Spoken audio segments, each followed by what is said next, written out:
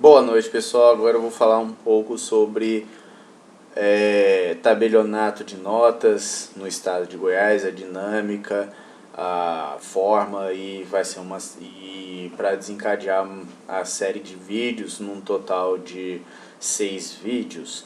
Eu agora vou começar com erros de acordo com o Código de Normas na questão notarial. O que seria um erro? Para o Código de Normas. São omissões e erros cometidos na transposição de dados constantes dos documentos exibidos para a lavratura do ato notarial, desde que arquivados na serventia em meio físico ou eletrônico, erros de cálculo matemático, omissões e erros referentes à descrição e à caracterização de bens individuados no ato notarial, e também omissão e erros relativos aos dados de qualificação pessoal das partes e das demais pessoas que comparecerem ao ato notarial, se provados por documentos oficiais, certo? Lembrando que, de acordo com o artigo 357, os erros, as inexatidões materiais e as irregularidades constatáveis documentalmente, desde que não modificada a declaração de vontade das partes nem a substância do negócio jurídico realizado, eles podem ser corrigidos de ofício ou a requerimento das partes ou de seus procuradores. Lembrando que os erros eles podem ser saneados por escritura de reratificação. Melhor dizendo, os erros, as inexatidões materiais, as irregularidades, se obviamente for suscetível insuscetíveis de saneamento mediante certificação, de acordo com o artigo 357. Eles vão ser saneados por escritura de reratificação, certo? E quem vai assinar? As partes demais comparecentes do ato reratificado subscrito pelo tabelião de notas ou escrevente autorizado, certo, pessoal? Lembrando que a escritura de retificação ela servirá para suprir ou corrigir elemento substancial e indispensável à eficácia plena do ato. E também a validade. Botou o Código de Normas na questão de eficácia, mas no plano tanto de validade e eficácia. Certo, pessoal? E se as partes forem falecidas? Uma das partes for falecidas. No caso de falecimento, as partes comparecentes poderão ser substituídas por seus sucessores legais, inventariante ou cessionário, certo, pessoal? Lembrando que haverá remissões na escritura reratificadora e no ato reratificado, certo, pessoal? Lembrando que a escritura de tabelião de notas que lavrou a escritura de reratificação, ele comunicará ao que realizou o ato reratificado. Lembrando que não precisa ser o mesmo tabelião, certo? Mas ele vai comunicar o ato, certo? Para quem tinha dúvida em relação à prática notarial, é possível sim a lavratura de escritura de ratificação por tabelionato de notas diverso do que lavrou, certo? Para fazer uma remissão devida. Fiquem bem atentos com isso. E lembrando, até voltando ao vídeo anterior sobre a questão do ato sem efeito, quando qualquer ato for corrigido ou tornado sem efeito em razão de erro atribuído à serventia, o motivo será certificado e também não pode incidir emolumentos, fundos ou taxas, certo? E quando houver, isso fará a verbação remissiva, certo? Lembrando também da questão, mesmo independente de ser físico ou eletrônico, de acordo com o provimento número 100 do Conselho Nacional de Justiça, certo, pessoal? Lembrando também, puxando agora, vou para o assunto da indisponibilidade. Lembrando que o tabelião de notas, antes da prática de qualquer ato notarial que tenha por motivos objeto bens imóveis, direitos a ele relativos ou cotas de participação no capital de sociedade simples, deve promover prévia consulta de base à base de dados da Central Nacional de Indisponibilidade de Bens, CINIB, consignado no ato notarial é o resultado da pesquisa, o respectivo código gerado, que é o código hash. E não lembrando daquele joguinho da velha, certo? Dispensado o arquivamento do resultado da pesquisa em meio físico ou digital. Lembrando, pessoal, a questão de 1 milhão. Pode-se lavrar uma escritura com indisponibilidade?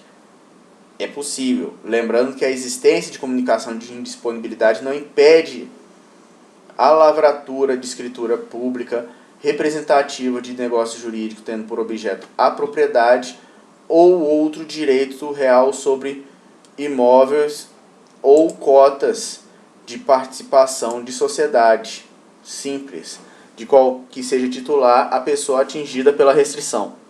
Lembrando que nesse caso as partes têm que ser previamente comunicadas, expressamente comunicadas da existência de ordem de disponibilidade que vai ensejar a impossibilidade de registro do direito no registro de imóveis ou no registro civil de pessoas jurídicas, enquanto vigente a restrição.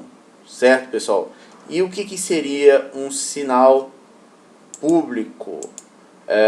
Sinal público é a assinatura e rubrica adotadas pelo tabelião de notas e seus prepostos, a qual constará em todo instrumento notarial de registro por ele expedido. Lembrando também que o tabelião de notas ele remeterá o seu sinal público do seu preposto, autorizado a subscrever, traslado, certidão, reconhecimento de firma e autenticação de documento para a SINSEC, para fim de confronto com a assinatura lançada no instrumento que lhe for apresentado.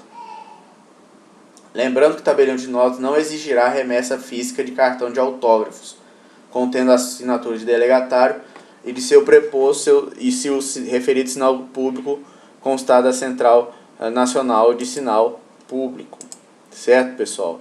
E vamos lembrar, pessoal, o conteúdo da escritura, que principalmente quem for fazer a segunda fase do concurso de Goiás, o que tem nela?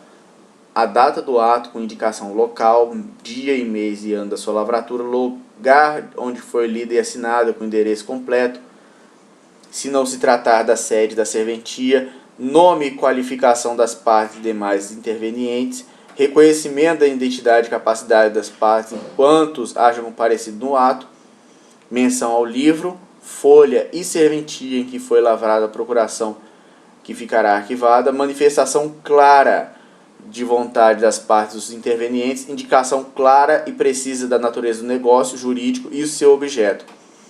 Também, declaração, quando for o caso, de que é dada quitação ou da forma de pagamento, se em dinheiro ou cheque. Esse que vai ser identificado pelo número ou nome do banco sacado ou de outra forma estipulada pelas partes. Lembrando que não só cheque, mas qualquer outro título de crédito possível de fazer o pagamento. Certo? Lembrando que é natureza pró-soluto, certo? Não pró-solvendo. A indicação da documentação representada, transcrevendo-se de forma resumida os documentos exigidos em lei, declaração de ter sido lida às partes e demais intervenientes ou de que todos a leram, identificação do número do selo eletrônico, valor discriminado dos emolumentos, taxa judiciária e demais encargos, corpo do texto.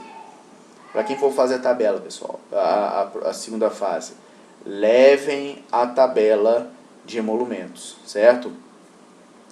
Termos de encerramento com assinatura do tabelião escrevente autorizado das partes dos intervenientes, certo? Lembrando também que nas escrituras de doação tem que constar o grau de parentesco entre doadores e donatários, certo?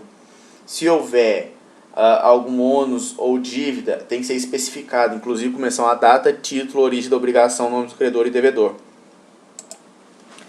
Certo, pessoal? Fiquem bem atentos. Lembrando também que é vedado ao tabelião de notas ou escrevente autorizado lavrar, sendo devida autorização judicial, escritura pública de compra e venda para aquisição de imóvel, quando o numerário pertencer a menor e esse de figurar como outorgante comprador. Fiquem bem atentos em relação. Lembrando, nesse caso, que quando for menor, numerário pertencer a menor, tem que ter uma autorização judicial. E lembrando que esse tem que figurar como outorgante comprador, certo, pessoal? E lembrando da escritura pública de pacto antinupcial, para fins de conversão de união estável e casamento, será feita menção à finalidade do ato.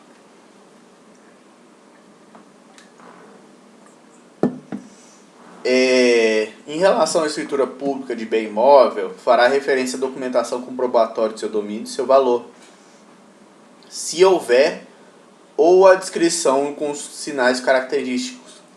Lembrando que o semovente vai ser indicado em número, espécie, marca e sinal distintivo. Tratando-se de dinheiro, joias, objetos de ouro e pratas e pedras preciosas, serão indicados com uma especificação de qualidade, peso ou importância. Se for